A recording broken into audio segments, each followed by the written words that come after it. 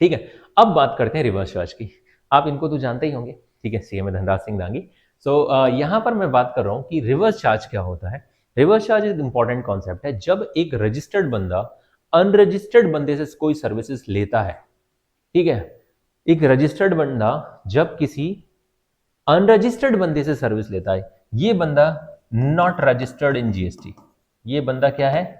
Not registered in GST. इसने GST में registration नहीं कराया, और ये सपोज करो टीसीएस है, ठीक है, ये जीएसटी में रजिस्टर्ड होगी, जीएसटी रजिस्टर्ड फॉर्म है बिल्कुल, ठीक है, या कंपनी है। अब भाई ये तो जीएसटी में रजिस्टर्ड है, इनने इसको कोई सर्विसेज दी, ठीक है, यहां पर कोई कॉस्टिंग से रिलेटेड कोई कॉस्टिंग कंसल्टेंसी दी।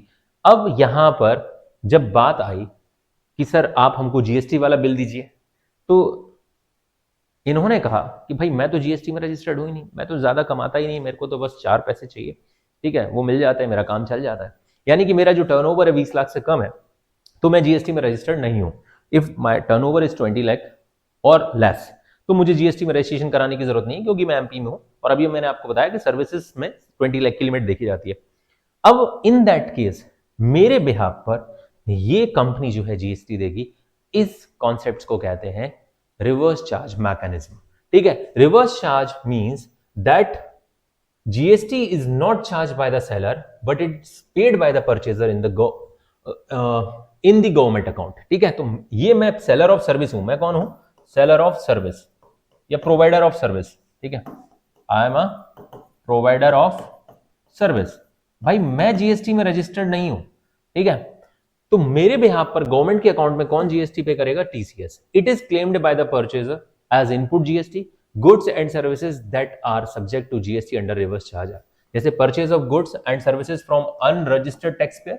अगर हमने कोई भी परचेज किया है गुड्स और सर्विस का फ्रॉम अनरजिस्टर्ड टैक्स पेयर, जैसे कि मैंने बताया यहाँ पर payment of fees to lawyer, अगर आपने किसी लॉयर को, payment to the fees of outside in India, अगर बाहर वाला बंदा है, ठीक है, हमने भाई किसी बाहर वाले बंदे से, मिस्टर जॉर्ज जो कि यूके में रहते हैं, मैंने उनसे सर्विसेज ली हैं, ठीक है, तो वो बंदा थोड़ी ना जीएसटी में रजिस्टर्ड होगा, वो तो यूके में रजिस्टर्ड होगा, वहां पे भी जीएसटी है कि नहीं भगवान जाने, उनका क्या बोलते हैं वो उसको, ठीक है।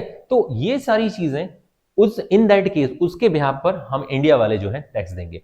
Payment of use of copyright, copyright के केस में अक्सर सुना होगा, किसी ने, चेतन भगत ने बुक लिख दी, जीएसटी में रजिस्ट्रेशन नहीं कराया, तो इन दैट केस जिस बंदे ने उसके राइट्स खरीदे हैं वो जीएसटी उसके बिहाफ पे करेगा। तो सर ये हम क्यों भुगतेंगे? वैसे भी तुम ही भुगतते मेरे भाई। जीएसटी का बर्डन किसके ऊपर आता है? जो सर्विस लेता है, जो गुड्स खरीदता है।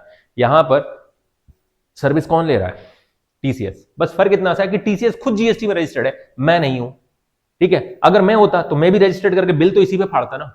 बिल कौन देता?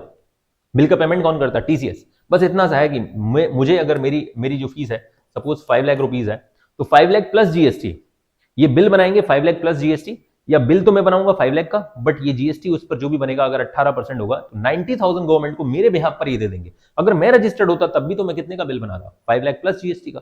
तो सीधी सी बात है, इनको पेमेंट तो 590 की करनी है। अगर मैं रजिस्टर्ड होता तो मैं गवर्नमेंट को वो 90,000 लेकर जाता, और अगर मैं रजिस्टर्ड नहीं हूं तो टीसीएस जाएगा। सर दोनों रजिस्टर्ड नहीं हुए तो जरूरत ही क्या है, ठीक है, जीएसटी देने की जरूरत ही नहीं है।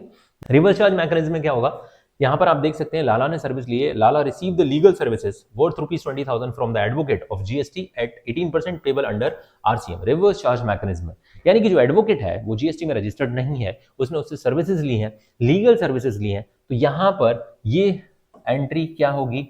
लीगल सर्विसेज हमारा खर्चा है, ठीक है। अब लीगल सर्विसेज डेबिट, जीएसटी जो है मेरी जिम्मेदारी है पे करने की, यानी कि जो एडवोकेट होता है उसकी जिम्मेदारी होती है, बट एडवोकेट रजिस्टर्ड नहीं होगा जीएसटी में, तो उसके बिहाफ पे लाला जीएसटी पे करेगा। तो लाला यहां पर एंट्री क्या करेगा? Input CGST and input SGST to cash, ठीक है। साथ ही साथ ये कैश सिर्फ और सिर्फ अब एडवोकेट को कितना पे करेगा? 20,000, बाकी प्लस जीएसटी। भैया ये जीएसटी वाला जो पोर्शन है ये तो गवर्नमेंट को जाएगा। कौन सी गवर्नमेंट को जाएगा? ये तो एक तो जाएगा सेंट्रल को, ठीक है, और एक जाएगा स्टेट को।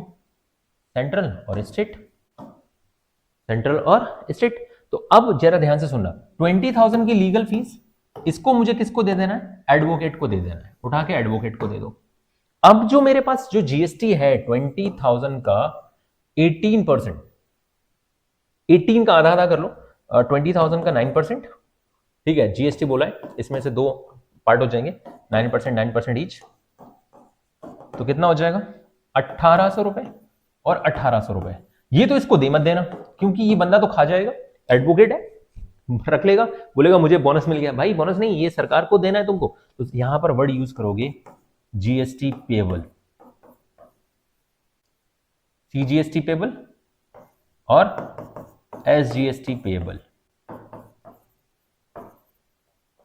ठीक है। ये 1,800 रुपए आपके पेबल हैं, आपने अभी पे नहीं किया है, जीएसटी पे। अगर इसको पे करने की मैं एंट्री करा दूं आपको, तो यहां पर क्या हो जाएगी, सेकंड एंट्री क्या हो जाएगी, जो सीजीएसटी पेबल और एसजीएसटी पेबल डेबिट, जब आप पे करोगे टू बैंक, ठीक है। ये 1,800 रुपए और 1,800 रुपए, ये जो आपने जीएसटी आरसीएम के अंडर में आपने जीएसटी पे कर दिया।